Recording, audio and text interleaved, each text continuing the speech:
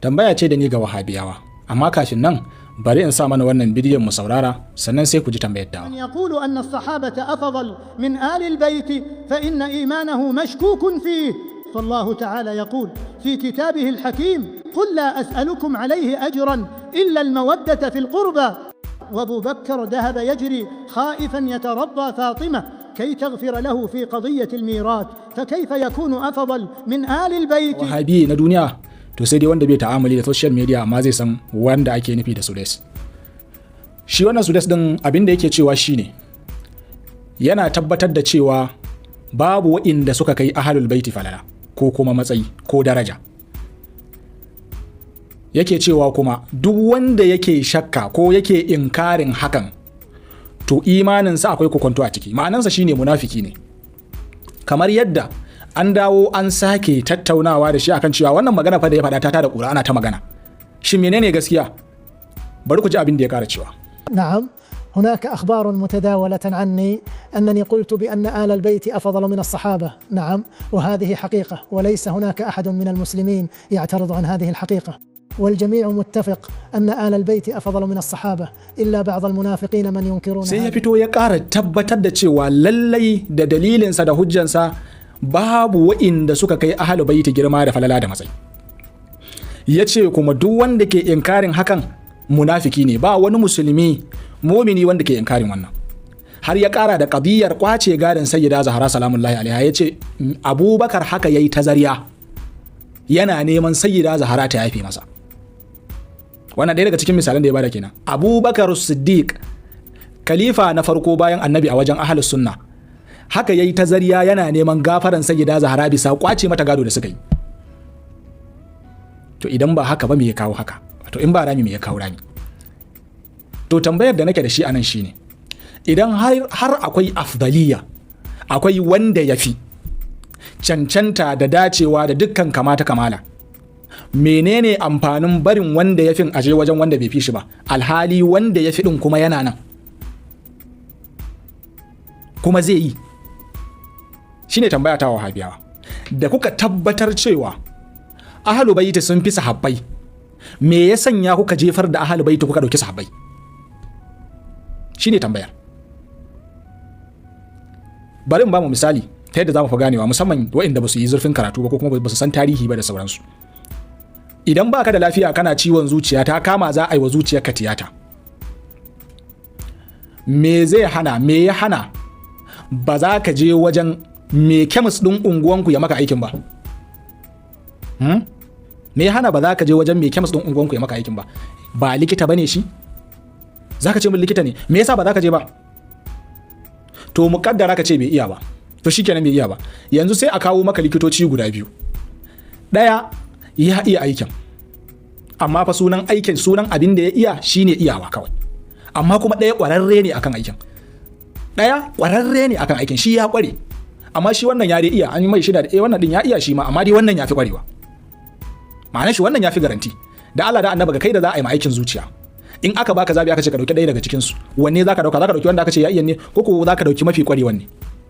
Kai da kanka yanzu in kai ba mahaukaci bane zaka ce zan dauki wanda yafi ƙwarewa ne ya min aikin zuciya, saboda wannan ihtimalin na tsira ya fi da kaso 90 akan wanda aka ce ya iya. Kila ihtimalin tsira ta a hannun wanda aka ce ya iya ba ƙwararre ba, to kila bai fi kaso 60 ba, amma wato ihtimali shi kuma na tsira ta bayan aikin ga wanda aka ce ya ƙware to ya kai kaso 90. To idan kana da hankali zaka dauki kaso 60 ne ko kaso 90 na tsira? Zaka dauki kaso 90. To me yasa aka bar Ahlul Baiti bayan sun fi kowa cancanta, sun fi kowa matsayi? To a daidai nan guraren sai Wahabiyawa su ce maka su suna da wani ka'ida ne, zan ce ko suna da wani magana da suke cewa wai al-afdaliyatu la taqtadi at-tamyiz. Wai shi girma da daukaka ko mafi ko wani fifiko ba shi ke kawo, baya nufin bambanta da saura. Gidan a hankalin mahaukata ko ko hankalin masu hankali? Idan kun ce mana lazimi wannan ƙa'ida ce ta ilimi, to sai mu tambaye ku, aya Qur'ani ce? Za ku ce mana ba haka ba. Oh, hadisi ne? Za ku ce mana ba haka ba. Ijtihadi ne? To nan yafi ƙarfi. Nan kuma za a ce mai ijtihadi ne, amma ijtihadin na manyan malamai. Su manyan malaman Allah ya aiko su masumai ne? Menene asali a rayuwar dan adam? Shine zaben abin da yafi. ko waya mutum zai siya yanzu daidai da magani mutum yana son wanda aka ce yafi ne, daidai da makwashin shara in mutum na da kuɗinsa yana son wanda ya fi karko ne ya fi quality, daidai da tsintsiya yana son wanda tafi karko ne tafi quality. Wannan shine asalin rayuwar dan adam, shine asalin abin da dan adam maka san shi da shi, shine ɗabi'arsa. To idan har ba a samu hadisi ko ayar da ta canza asali ba, wani ijtihadi ne ya isa ya canza asali? Ai asali ba a canza shi idan ya zama babu dalili babu hujja. Wannan shine kawai. Asali yana canzuwa ne idan akwai dalili da hujja. Dalilin kuma ya zo a Qur'ani ko a hadisi. Amma idan kun ce mana ai sunna ce kuma mu ce to sunnarwa. Mu dai mun sani tun daga farkon duniya har zuwa yau din nan Allah subhanahu wata'ala bai aiko wani mutum wanda kuma mutanensa suka fi shi daraja ba. Allah bai aiko wani manzo wanda ya zama a cikin mutanen manzan nan kuma akwai wanda ya fi shi daraja, ya fi shi matsayi, ya fi shi cancanta a wurin Allah. Allah bai taba aiko wannan mutumin ba tunda Allah da ya duniya tun daga Adam har zuwa yau.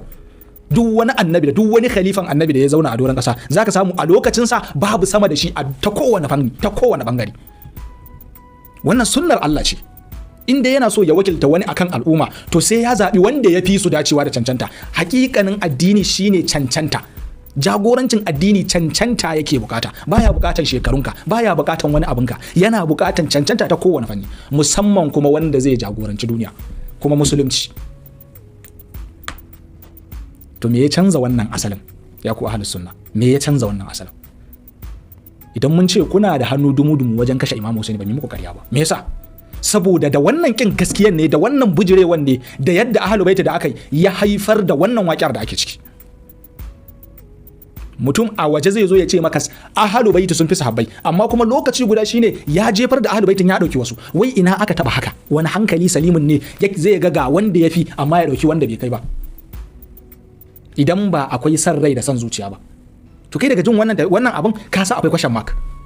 Yau za a ce maka sahabbai su suka isa, amma yanzu a duniyar mu fa ba sai wani hukuma ko na ba, kai da kanka yanzu za ka ajiye akwatu ka ce a zo a yi zaben sahabbai ko Ahlul Baiti, kuma wannan zaben da za a yi hatiman duk wanda ya zabi daidai ya zabi gaskiya shine zai je aljanna, wanda ya zabi gaibu shi zai je wuta. Billahi allazi la ilaha illa huwa sai ka samu wanda za su dauki Ahlul Baiti Ahlus Sunna ninkin ba ninkin wanda za su dauki sahabbai, amma a lokaci guda kuma dukkanin su ba Ahlul Baitin suke bi ba, suna bin wasu ne, suna bin wasu ne. Wato al-afdaliyatu la taqtadi at-tamyiz. Wannan irin banzan magana ne. To ya kamata mu farka mu san me muke yi. Lalle iyalan gidan manzon Allah su ne kankat.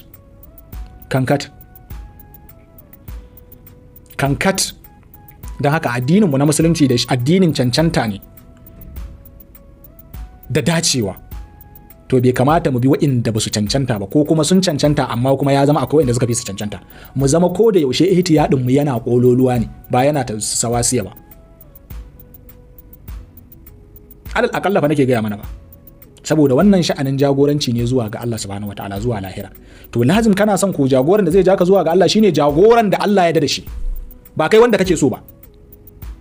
Jagoran da Allah ya yarda da shi shine wanda zai kai ka wajen Allah, ba kai wanda kake so ba, domin wanda kake so din yana iya zama ba shine alkhairin ba. Ai Allah ya ga mana asa an tuhibbu khairan an tuhibbu shay'an wa huwa sharran lakum aw huwa khairun lakum.